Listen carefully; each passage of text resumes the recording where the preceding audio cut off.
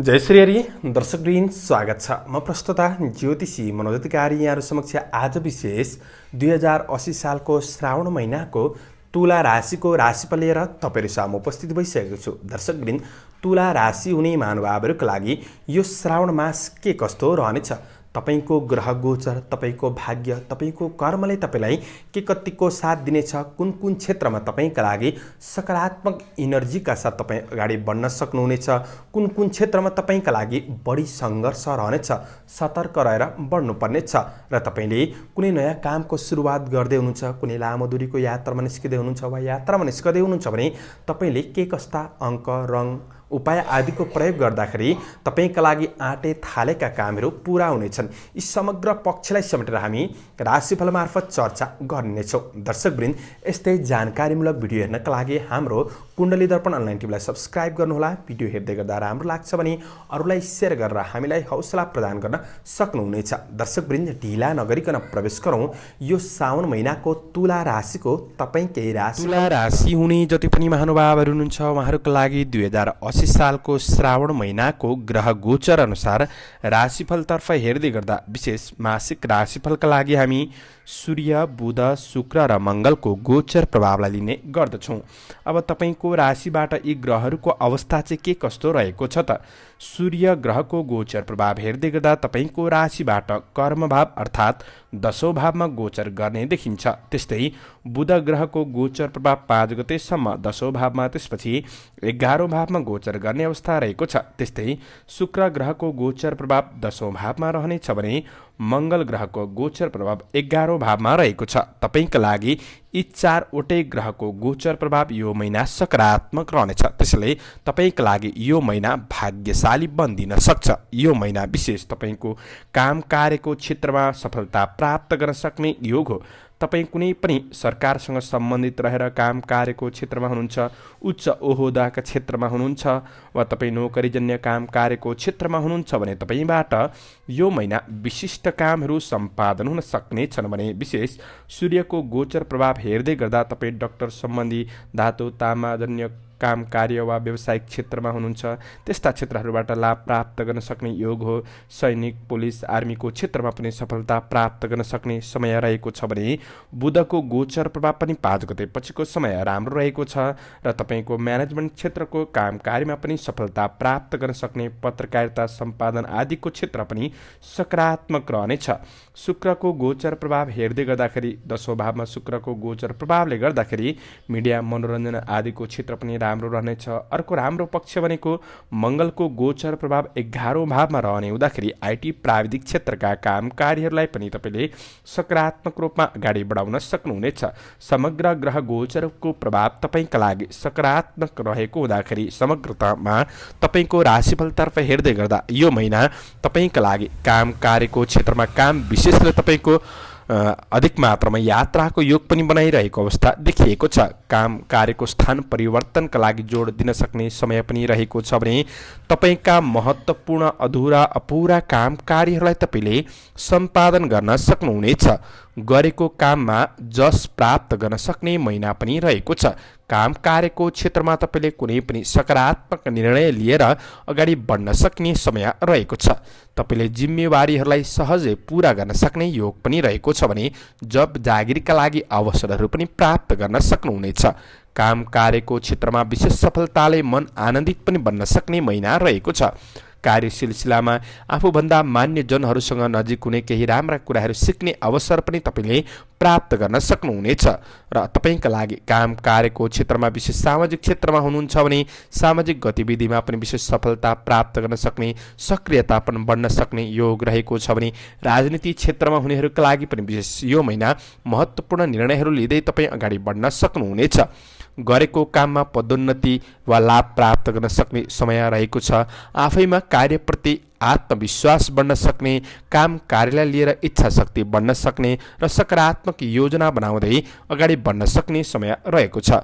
काम गरेको क्षेत्रमा चर्चा परिचर्चा पनि तपाईले प्राप्त गर्न सक्ने योग रहेको छ। प्रशासनिक क्षेत्र आदिका कार्यमा पनि तपाईले सफलता प्राप्त गर्न सक्ने, केही मान सम्मानको योग पनि बनाइरहेको अवस्था चाहिँ देखिएको छ। त्यसैले अब यसरी हेर्दै गर्दा तपाईँका लागि काम कार्यका दृष्टिले यो महिना सकारात्मक रहेको छ। आफूले पनि योजनाबद्ध रूपमा अगाडि बढ्नुहुन्छ भने तपाईँले कार्यक्षेत्रमा उच्च प्रतिष्ठा पनि प्राप्त गर्न सक्ने, उच्च सफलता पनि प्राप्त गर्न सक्ने योग रहेको छ।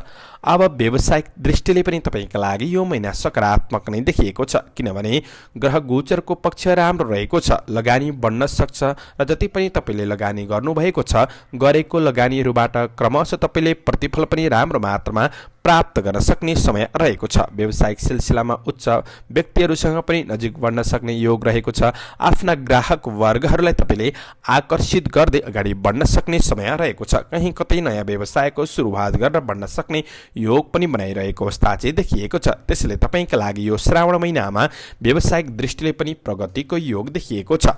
अब श्रावण महिनामा आर्थिक आय आर्जन वा कारोबारका दृष्टिले तपाईँका लागि के कस्तो रहनेछ त? मैले भने तपाईँको राशिबाट 11औं भाव आय आर्जनको भावमा बुधको गोचर प्रभाव 5 गते पछिको समय बन्दिने हुँदाखेरि तपाईँको आय आर्जन तीव्र रूपमा बढ्न सक्ने योग रहेको छ। अर्को पक्ष राम्रो भनेको मङ्गलको गोचर प्रभाव पनि राम्रो नै देखिएको छ।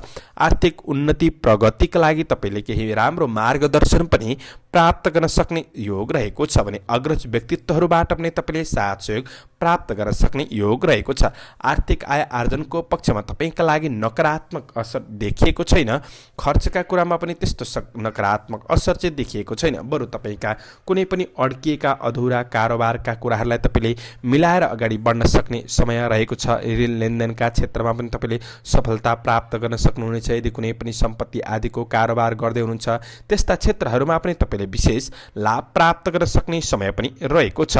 र तपाईँका लागि आर्थिक दृष्टिले यो महिना नराम्रो मान्न सकिन्न। आफूले पनि विशेष योजना बनाएर बढ्नुहुन्छ भने आर्थिक क्षेत्रमा तपाईँले सफलता प्राप्त गर्न सक्नुहुनेछ। अब विद्यार्थी वर्गहरूका लागि यो श्रावण महिनामा शिक्षा क्षेत्र के कस्तो रहनेछ त? बुधको गोचर प्रभाव 5 गते पछिको समय 11औं भावमा रहने हुँदाखेरि यसको दृष्टि पञ्चम भावमा रहनेछ।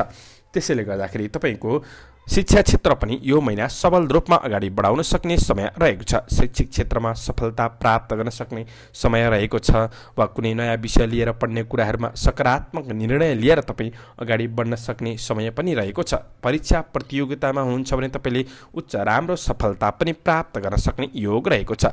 विद्यार्थी वर्गहरूका लागि यो महिना पढाइका दृष्टिले त्यस्तो नकारात्मक असर देखिएको छैन। त्यसैले आफूले पनि मेहनत गर्दै बढ्नुहुन्छ भने तपाईँका लागि पढाइको क्षेत्रमा पनि राम्रो सफलता प्राप्त गर्न सक्ने योग रहेको छ। अब स्वास्थ्य क्षेत्रका दृष्टिले तपाईँका लागि यो महिना के कस्तो रहनेछ त? स्वास्थ्यका दृष्टिले पनि तपाईँका लागि त्यस्तो नकारात्मक असर चाहिँ देखिएको छैन। सामान्य तपाईँलाई कहिलेकाहीँ मानसिक पीडा रहन सक्छन् र तपाईँले थोरै रूपमा टाउको दुखाइहरू कहिलेकाहीँ रहन सक्छ। यी कुराहरूमा चाहिँ तपाईँले ध्यान दिनुपर्नेछ भने मानसिक चिन्ता सामान्य रहला, तर त्यस्तो अन्य नकारात्मक असर चाहिँ देखिएको छैन। सूर्य मङ्गलकै गोचर प्रभाव राम्रो हुने हुँदाखेरि स्वास्थ्यमा बरु कुनै दीर्घकालीन समस्याहरू थिए भने सुधार आउन सक्ने योग बनाइरहेको अवस्था देखिएको छ। स्वास्थ्य पक्षका दृष्टिले पनि तपाईँका लागि यो महिना सकारात्मक नै देखिएको छ। पारिवारिक जीवनमा आफ्ना दाजुभाइहरूसँग तपाईँको कुराकानी भावनात्मक रूपमा तपाईँ अगाडि बढ्न सक्ने योग रहेको छ। अर्को राम्रो पक्ष अग्रज व्यक्तित्वहरूबाट पनि तपाईँले राम्रो साथ सहयोग प्रेरणा प्राप्त गर्न सक्ने समय रहेको छ। पिताबाट पनि तपाईँले राम्रो मार्गदर्शन प्राप्त गर्न सक्ने योग बनाइरहेको अवस्था चाहिँ देखिएको छ। त्यसैले तपाईँका लागि पारिवारिक सम्बन्धका दृष्टिले पनि त्यस्तो नकारात्मक असर चाहिँ देखिएको छैन। पूर्ण रूपमा साथ सहयोग प्राप्त गर्दै अगाडि बढ्न सक्ने समय पनि रहेको छ। परिवार बीच रहेर छलफल गरेर बढ्नुहुन्छ भने तपाईँले अझ राम्रो रूपमा अगाडि बढ्न सक्नुहुनेछ। अब प्रेम र वैवाहिक सम्बन्धका दृष्टिले तपाईँका लागि यो श्रावण महिना के कस्तो रहनेछ त?